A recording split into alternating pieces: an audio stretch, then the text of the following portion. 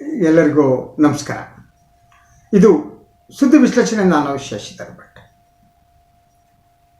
ಇದು ನಮ್ಮ ಸುದ್ದಿ ಟಿವಿ ಡಿಜಿಟಲ್ ವಾಹಿನಿ. ತಾವು ಲೈಕ್ ಮಾಡಿ, ಸಬ್ಸ್ಕ್ರೈಬ್ ಮಾಡಿ, ಸಾಧ್ಯ ಆದರೆ ಸಹಾಯ ಮಾಡಿ. ಯಾಕೆಂದರೆ ನಮ್ಮಂಥವರ ಈ ವಾಹಿನಿ ತಮ್ಮಂಥವರ ಬೆಂಬಲದಿಂದ ಮಾತ್ರ ಮುಂದುವರಿಯೋದಕ್ಕೆ ಸಾಧ್ಯ. ಏನೇ ಇವತ್ತೊಂದು ಭಾಳ ಮುಖ್ಯವಾದ ಸುದ್ದಿ. ನಾನು ಬೆಳಗಿನಿಂದ ಅದರ ಬಗ್ಗೆ ಮಾತನಾಡಬೇಕು ಅಂತ ಅಂದ್ಕೊಂಡಿದ್ದೆ. ಆದರೆ ಬೇರೆ ಬೇರೆ ಕಾರಣದಿಂದ ಸಾಧ್ಯ ಆಗಿಲ್ಲ. ಬೇರೆ ಬೇರೆ ಕೆಲಸದಲ್ಲಿ ನಿರತನಾದ್ದರಿಂದ ನಾನು ಈ ಬಗ್ಗೆ ಬೆಳಗ್ಗೆ ಮಾತನಾಡೋದಕ್ಕೆ ಸಾಧ್ಯ ಆಗಿಲ್ಲ. ಅದು ಮಕ್ಕಳಿಗೆ ಸಾತ್ವಿಕ ಆಹಾರವನ್ನು ಕೊಡುವ ಕುರಿತು, ಏನು ಮೌಲ್ಯ ಶಿಕ್ಷಣ ಕುರಿತು ಒಂದು ಸಭೆ ನಡೆದಿದೆ ಸರ್ಕಾರದ್ದು. ಅದರಲ್ಲಿ ಈ ಮಠಾಧೀಶರು ಸಲಹೆಗಳನ್ನು ನೀಡಿದ್ದಾರೆ. ಶಾಲಾ ಶಿಕ್ಷಣದಲ್ಲಿ ಮೌಲ್ಯಗಳು ಯಾವುದಲ್ಲ. ಸಾತ್ವಿಕ ಆಹಾರದಿಂದ ಮೌಲ್ಯ ಶಿಕ್ಷಣವನ್ನು ಕೊಡೋಕ್ಕೆ ಸಾಧ್ಯನ? ಆಹಾರಕ್ಕೂ ಮೌಲ್ಯಕ್ಕೂ ಏನು ಸಂಬಂಧ ಇದೆ? ಈ ಪ್ರಶ್ನೆಗಳೆಲ್ಲ ಇವೆ. ನಾನು ಅದ್ರ ಬಗ್ಗೆ ಮಾತನಾಡಕ್ಕೆ ಹೋಗಲ್ಲ. ನಾನು ಮಾತನಾಡ್ತಾ ಇರುವುದು ಪೇಜಾವರ ಮಠಾಧೀಶರಾದಂಥ ವಿಶ್ವಪ್ರಸನ್ನ ತೀರ್ಥ ಸ್ವಾಮೀಜಿಯವರ ಹೇಳಿಕೆ. ಅದು ವಿವಾದವನ್ನು ಸೃಷ್ಟಿಸಿದೆ. ಹಾಗೆ ನೋಡಿದರೆ ಈ ಸ್ವಾಮೀಜಿ ವಿವಾದಕ್ಕೆ ಸಿಲುಕಿದ್ದು ಇದು ಪ್ರಥಮ ಬಾರಿಯಲ್ಲ.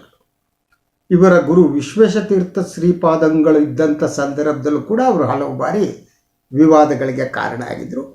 ಅವರಿಗಿಂತ ಹೆಚ್ಚು ಈ ವಿಶ್ವಪ್ರಸನ್ನ ತೀರ್ಥರು ವಿವಾದಗಳಿಗೆ, ಅವರೇ ವಿಶ್ವ, ಅವರೇ ಪ್ರಸನ್ನ, ಅವರೇನೇ ತೀರ್ಥರು, ವಿಶ್ವಪ್ರಸನ್ನ ತೀರ್ಥರು. ಅವರು ಹೇಳಿದ್ದೇನು ಮೊದಲು ನೋಡ.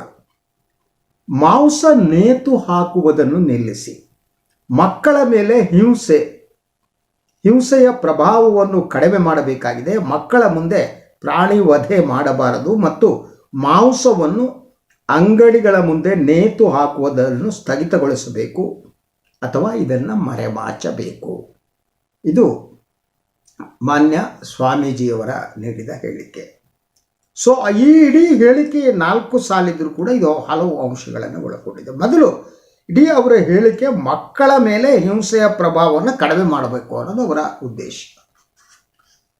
ಹಿಂಸೆಯ ಪ್ರಭಾವ ಕಡಿಮೆ ಆಗಬೇಕು ಅನ್ನುವ ಮಾತನ್ನು ಯಾರೂ ಕೂಡ ತೆಗೆದುಹಾಕೋಕ್ಕೆ ಸಾಧ್ಯ ಇಲ್ಲ. ಇವತ್ತು ಸಮಾಜದಲ್ಲಿ ಹಿಂಸೆ ತಾಂಡವವಾಡ್ತಾ ಇದೆ. ಆ ಕಾರಣಕ್ಕಾಗಿ ಹಿಂಸೆಯನ್ನು ತಡೆಯುವ ಎಲ್ಲ ಯತ್ನಗಳು ಕೂಡ ಈ ಸಮಾಜದಲ್ಲಿ ನಡಿಬೇಕು. ಇದನ್ನು ಯಾರೂ ಕೂಡ ವಿರೋಧಿಸೋಕೆ ಸಾಧ್ಯ ಇಲ್ಲ. ಆದರೆ ಸಮಾಜದಲ್ಲಿ ಮಾಂಸವನ್ನು ತೂಗಿ ಹಾಕುವುದು ಮಾತ್ರ ಹಿಂಸೆಯನ್ನು ಪ್ರಚೋದಿಸ್ತಾ, ಅಥವಾ ಹಿಂಸೆಯನ್ನು ಪ್ರಚೋದಿಸುವಂತಹ ಬೇರೆ ಬೇರೆ ಘಟನೆಗಳು ಈ ಸಮಾಜದಲ್ಲಿ ನಡೀತಾ ಇಲ್ವಾ? ಈ ಎಲ್ಲ ಘಟನೆಗಳ ಬಗ್ಗೆ ಯಾಕೆ ಸ್ವಾಮೀಜಿಯವರು ಮೌನವಾಗಿದ್ದಾರೆ ಮತ್ತು ಕೇವಲ ಮಾಂಸವನ್ನು ತೂಗು ಹಾಕುವುದ ಬಗ್ಗೆ ಅವರು ಮಾತನಾಡ್ತಾರೆ? ಈ ಪ್ರಶ್ನೆಗಳತ್ತ ನಾವು ನೋಡಬೇಕಾಗಿದೆ. ಮೊದಲನೇದಾಗಿ, ಈ ಸಮಾಜದಲ್ಲಿ ಹಿಂಸೆಯನ್ನು ಯಾರು ಪ್ರಚೋದಿಸ್ತಿದ್ದಾರೆ? ಗೋಡ್ಸೆಯ ದೇವಸ್ಥಾನ ಕಟ್ಟುವವರು, ದೇಶದ ಮೊದಲ ಭಯೋತ್ಪಾದಕ ಅವನು. ದೇವಸ್ಥಾನ ಕಟ್ಟುವುದಕ್ಕೆ ಹೊರಟವರು ಹಿಂಸೆಯನ್ನು ಪ್ರಚೋದಿಸ್ತಿಲ್ವಾ? ನಿಮ್ಮ ಮನೆಗಳಲ್ಲಿ ಹರಿತವಾದ ಚೂರಿ ಚಾಕುಗಳನ್ನು ಇಟ್ಟುಕೊಳ್ಳಿ ಶಿವಮೊಗ್ಗಕ್ಕೆ ಬಂದು ಪ್ರಜ್ಞಾ ಠಾಕೂರ್ ಹೇಳಿದ್ರಲ್ಲ, ಅದು ಹಿಂಸೆಯನ್ನು ಪ್ರಚೋದಿಸ್ತಾ ಇಲ್ವಾ? ಆ ಮಾತನ್ನು ಮುಂದುವರಿಸಿದ ಶ್ರೀರಾಮ ಸೇನೆ ಮುಖ್ಯಸ್ಥ ಪ್ರಮೋದ್ ಮುತಾಲಿಕ್ ಅವರು ಅದೇ ಮಾತನ್ನು ಹೇಳಿದ್ರಲ್ಲ, ಮನೆಗಳಲ್ಲಿ ಚಾಕುವನ್ನು ಇಟ್ಟುಕೊಳ್ಳಿ. ಇದು ಮಕ್ಕಳಿಗೆ ಹಿಂಸೆಯನ್ನು ಪ್ರಚೋದಿಸೋವಲ್ವಾ? ಲಾಠಿ ಬೀಸ್ತಾ ಬಂದೂಕಿನ ತರಬೇತಿ ಕೊಡುವಂಥ ಒಂದು ಸ್ಥಿತಿಗೆ ನಾವು ಇವತ್ತು ಬಂದಿದ್ದೀವಲ್ವಾ? ಅದು ಹಿಂಸೆಯನ್ನು ಪ್ರಚೋದಿಸುವುದಿಲ್ಲವಾ? ಈ ಪ್ರಶ್ನೆಗೆ ಸನ್ಮಾನ್ಯ ಗೌರವಾನ್ವಿತ ವಿಶ್ವಪ್ರಸನ್ನ ತೀರ್ಥ ಸ್ವಾಮೀಜಿಗಳು ಉತ್ತರ ಕೊಡಬೇಕು. ನಾನು ಅವರ ಜೊತೆ ಚರ್ಚೆ ಮಾಡೋದಕ್ಕೆ ಸಿದ್ಧ ಇದ್ದೇನೆ.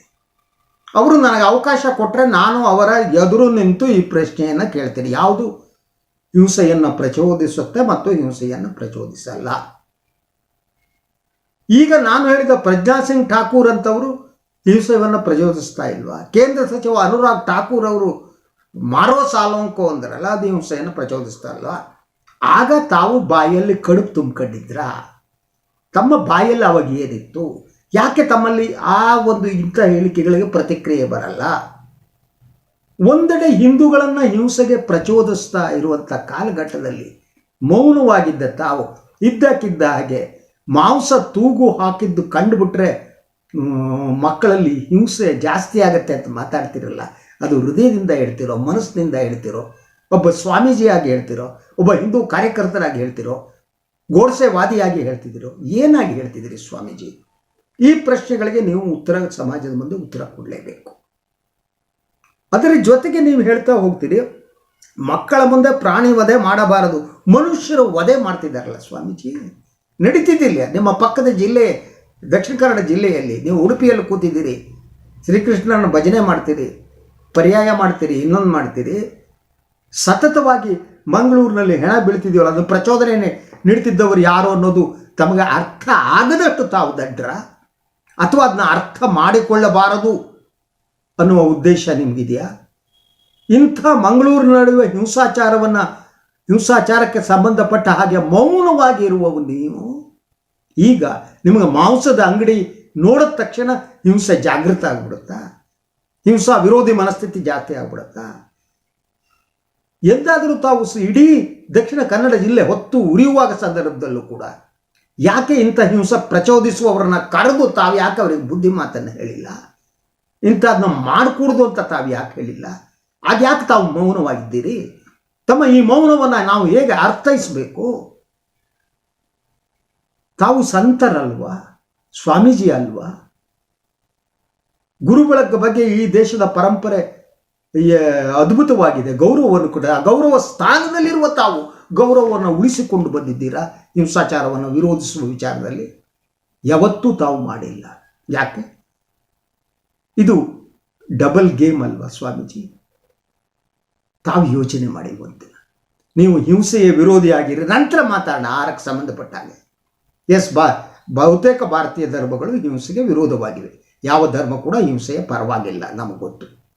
ಪ್ರಾಣಿ ಹಿಂಸೆ ಕೂಡ ಆಗಕೂಡದು ಅಂತ ಮಹಾವೀರರು ಹೇಳ್ತಾ ಬಂದಿದ್ದು ಇದೆ. ಅದರ ಬಗ್ಗೆ ಚರ್ಚೆ ಮಾಡೋದಕ್ಕಿಂತ ಮೊದಲು ಈ ಹಿಂಸೆಗೆ ಸಂಬಂಧಪಟ್ಟ ಹಾಗೆ ತಾವು ನೀಡಿರೋ ಹೇಳಿಕೆ ಸ್ಪಷ್ಟೀಕರಣ ಕೊಡಬೇಕು. ತಾವು ಈ ಬಗ್ಗೆ ಚರ್ಚೆ ನಡೆಸುವುದಕ್ಕೆ ಬರೋದಿದ್ದರೆ ನಾನು ಬೇಕಾದರೆ ಕರೀರಿ, ನೀವು, ನಾನು ಉಡುಪಿ ಬರ್ತೀನಿ, ಇಬ್ಬರು ಕೂಡ ಚರ್ಚೆ ಮಾಡೋಣ. ಯಾವುದು ಹಿಂಸೆ, ಯಾವುದು ಹಿಂಸೆಯಲ್ಲ. ನೀವು ನಿಜವಾದ ಅಹಿಂಸಾವಾದಿಗಳು ಅಥವಾ ತಾವು ಹಿಂಸಾವಾದಿಗಳು? ನಿಮ್ಮ ಒಳಗಡೆ ಅಸಹನೆ ಮತ್ತು ಹಿಂಸೆ ಇದೆಯೋ ಇಲ್ಲವೋ? ಧರ್ಮದ ಹೆಸರಿನಲ್ಲಿ ಅಸಹನೆಯನ್ನು ಬಿತ್ತುತ್ತಾ ಇರುವವರು ಈ ಸಮಾಜದಲ್ಲಿ ಯಾರು? ಕೋಮುಗಳ ನಡುವೆ ದಳ್ಳುರಿ ಹುಟ್ಟುವಂತೆ ಮಾಡಿದವರು ಯಾರು ಸ್ವಾಮೀಜಿ? ತಾವು ದಯವಿಟ್ಟು ಉತ್ತರ ಕೊಡಬೇಕು. ತಾವು ಶ್ರೀಕೃಷ್ಣನ ಪಕ್ಕದಲ್ಲಿರುವವರು, ನಾವೆಲ್ಲ ಹುಲು ಮಾನವರು, ದೇವರ ಪಕ್ಕದಲ್ಲಿಲ್ಲ. ನಾವು ಮನುಷ್ಯರ ಪಕ್ಕದಲ್ಲಿರೋದಕ್ಕೆ ಇಷ್ಟಪಡ್ತೀವಿ, ನಾವು ಮನುಷ್ಯರಾಗಿರೋದಕ್ಕೆ ಇಷ್ಟಪಡ್ತೀವಿ. ನೀವೆಲ್ಲ ದೇವರಾಗುವುದಕ್ಕೆ ಇಷ್ಟಪಡುವಂಥ ಜನ. ತಮ್ಮ ಭಕ್ತರು ತಮ್ಮನ್ನು ದೇವರು ಅಂತ ಪರಿಗಣಿಸ್ತಾರೆ. ಆದ್ದರಿಂದ ತಾವು ದೇವರಾಗುವುದಿದ್ದರೆ ಯಾವುದರ ದೇವರು? ತಾವು ಅಹಿಂಸೆಯ ದೇವರೇ, ಹಿಂಸೆಯ ದೇವರೇ, ಮುಸ್ಲಿಂ ವಿರೋಧಿ ದೇವರೇ, ಹಿಂದೂ ಏನು ಈ ಒಂದು ಭಯೋತ್ಪಾದಕತೆ ಇದೆ ಅದರ ಪರವಾಗಿರುವ ಸ್ವಾಮೀಜಿಯವರೇ ದೇವರೇ? ಈ ಪ್ರಶ್ನೆಗಳಿಗೆ ತಾವು ಉತ್ತರ ಕೊಡ್ತೀರಿ ಅಂತ ನಂಬ್ಕೊಂಡಿದ್ದೇನೆ. ಹೆಚ್ಚಿನ ಚರ್ಚೆ ಮಾಡಬೇಕು ಅಂತ ನನ್ನ ಆಹ್ವಾನಿಸಿ ಬರ್ತೀನಿ. ಪ್ರಿಯ ವೀಕ್ಷಕರೇ, ಇದಾಗಿತ್ತು ಇವತ್ತಿನ ಸುದ್ದಿ ವಿಶ್ಲೇಷಣೆ. ಇನ್ನೊಂದು ವಿಚಾರದೊಂದಿಗೆ ಮತ್ತೆ ಬರ್ತೀನಿ. ತಮಗೆಲ್ಲ ಒಳ್ಳೆಯದಾಗಲಿ. ನನ್ನ ಚಾನಲನ್ನು ಲೈಕ್ ಮಾಡಿ, ಸಬ್ಸ್ಕ್ರೈಬ್ ಮಾಡಿ, ಸಾಧ್ಯ ಆದರೆ ತಾವು ಸಹಾಯ ಮಾಡಿ. ತಮ್ಮ ಸಹಾಯವೇ ನನಗೆ ಶ್ರೀರಕ್ಷೆ. ಎಲ್ಲರಿಗೂ ಒಳ್ಳೆಯದಾಗಲಿ. ಶುಭರಾತ್ರಿ.